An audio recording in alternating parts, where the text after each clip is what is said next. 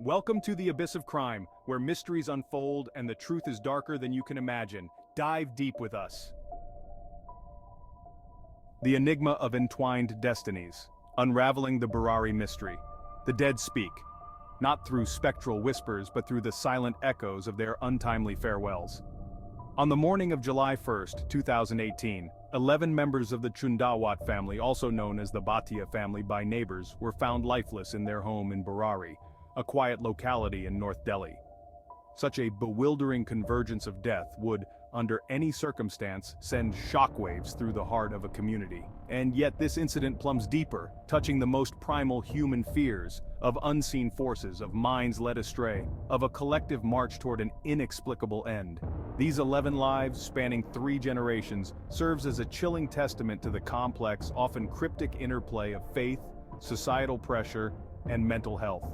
Armed with a meticulous and investigative lens, this documentary will embark on a journey to untangle the intricate tapestry woven by the cultural, sociological, and psychological strands that culminated in the Burari tragedy.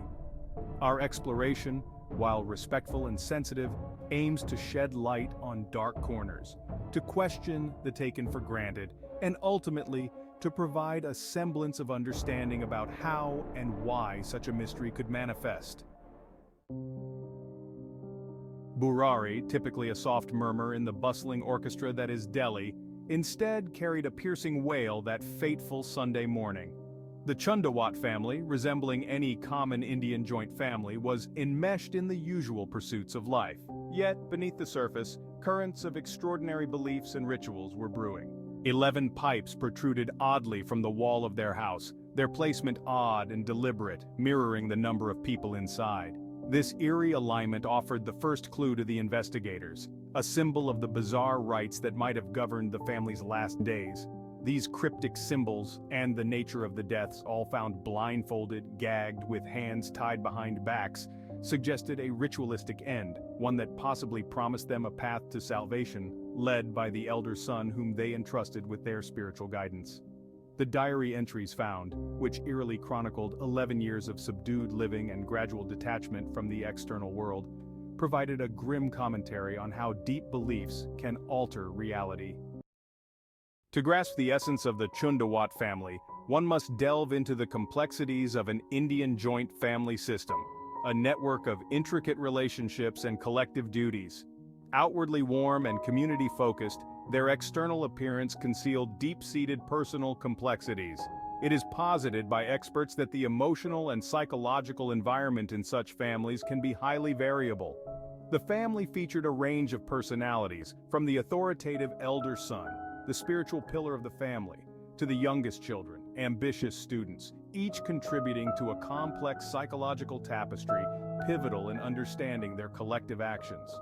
Accounts from acquaintances and distant family members depict them as devout yet increasingly withdrawn, a characteristic that likely exacerbated their psychological frailties.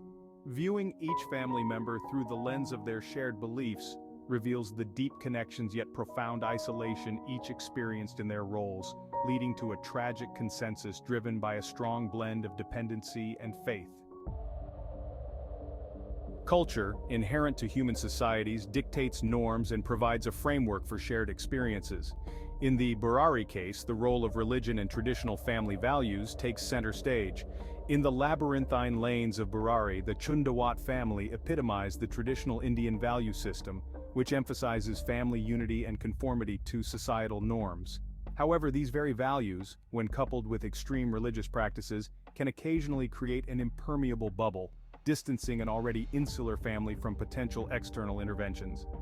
Culturally, discussions about mental health are often stigmatized, leading to unnoticed or unaddressed psychological afflictions. The collusion of cultural reverence for patriarchal authority and spiritual destiny may have rendered the family vulnerable to the elder son's dominating spiritual ideology, ultimately crafting a shared fate. Spirituality, often a beacon of hope and resilience, can become a mirage, leading the most devoted off course. The Chundawat family's adherence to certain esoteric spiritual beliefs illustrates such peril. From a sociological standpoint, this extreme spirituality can be viewed through Durkheim's lens of collective effervescence, where a group's shared energy culminates in actions that transcend individualism.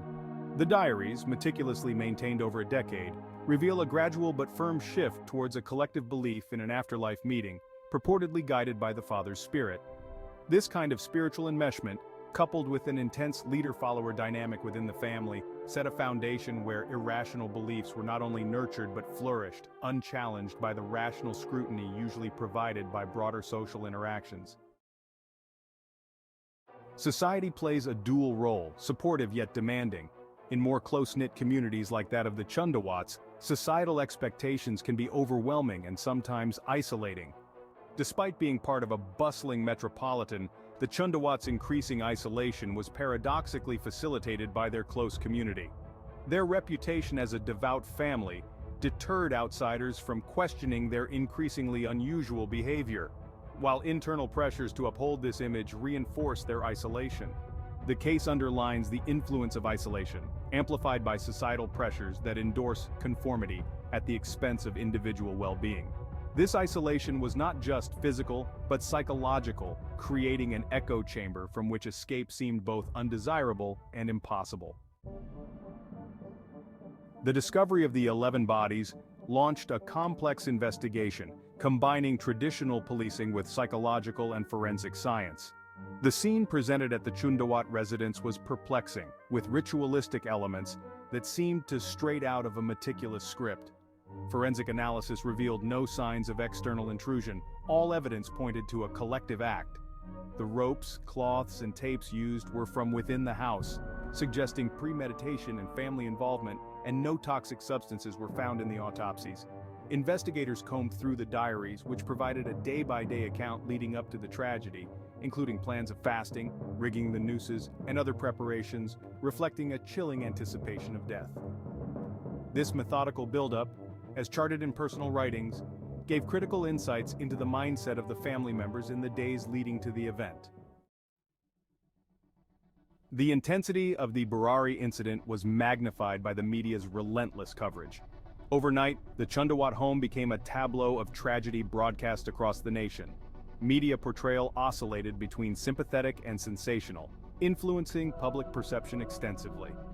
The coverage helped bring attention to issues like mental health and spiritual exploitation, but it also sparked widespread speculation and fear, affecting how the community viewed religious practices and familial bonds. The media's role in shaping the narrative, from being a mere informer to an active player in the discourse, demonstrates its power in framing social issues, sometimes edging towards moral panic which may hinder objective understanding.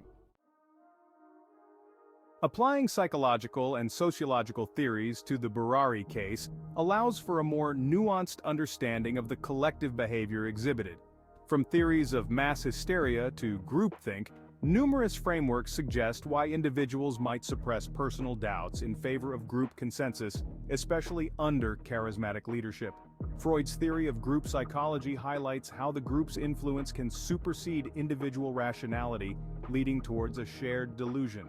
Similarly, Fromm's theory of escape from freedom suggests a desire in individuals to shed the burden of autonomy, willingly subsuming their will under a more dominant will, which in this case was likely represented by the elder son's authoritative spiritual position. These theoretical perspectives help in dissecting the underlying motivations and implicit agreements that might have driven the entire family towards their tragic end, emphasizing that the dynamics within close-knit groups can often be both supportive and dangerously coercive.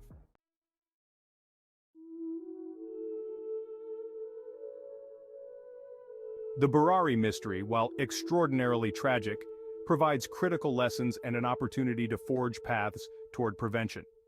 Understanding the intersection of psychological health, cultural expectations, and familial pressures can help in crafting interventions that are sensitive and effective. To prevent such extremes of group behavior, it is imperative to promote mental health awareness, particularly within tight-knit communities. Establishing robust support systems, encouraging open conversations about mental health, and educating on the dangers of extreme spiritual beliefs are pivotal. Law enforcement and social services must develop protocols to better identify families at risk of collective psychological phenomena. Educational programs can also be initiated to teach critical thinking and the importance of questioning and balancing traditional beliefs with rational thought. In dissecting this complex tragedy, our goal remains not merely to lament, but to learn, to ensure that such enigmatic endnotes to human lives are prevented through foresight, understanding, and intervention.